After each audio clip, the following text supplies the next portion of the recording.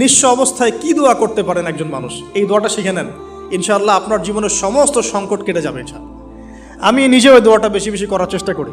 দোয়াটা হচ্ছে, মুসা আলাইহিস সালাম একটা গাছের নিচে হেলান দিয়ে বসলেন, বসে দেখলেন দুইজন মেয়ে দাঁড়িয়ে আছে দূরে, পানি নিতে পারছে না, লোকজন পানি নিয়ে যাচ্ছে, ওরা দাঁড়িয়ে আছে বেচারি।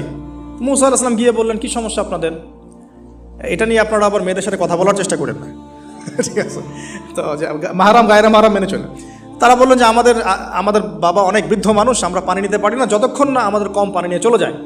মুসা আলাইহিস সালাম তো একটু বললাম না, ফিজিক্যালি খুব স্ট্রং ছিলেন, থাকে না বডি বিল্ডার, সামনে গিয়ে কথা বলে সরো পানি নিতে দাও, তখন মানুষ একটু মূল্যায়ন করে না। তো মুসা আলাইহিস সালাম এভাবে পানি নিয়ে দিলেন এবং বাছুরদেরকে পানি পান করালেন, করিয়ে গাছের নিচে এসে বসে আছেন।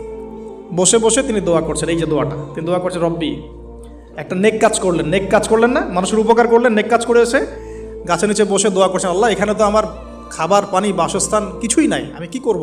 রব্বি ইন্নি লিমা আনজালতা ইলাইয়া মিন খায়রিন ফাকির, রব্বি ইন্নি লিমা আনজালতা ইলাইয়া মিন খায়রিন ফাকির। আবার বলেন, রব্বি ইন্নি লিমা আনজালতা ইলাইয়া মিন খায়রিন ফাকির। অর্থ হচ্ছে, হে আল্লাহ, তুমি তোমার পক্ষ থেকে আমার উপরে যে নিয়ামতগুলো দিবে, আমি এর জন্য ফকির হয়ে বসে আছি।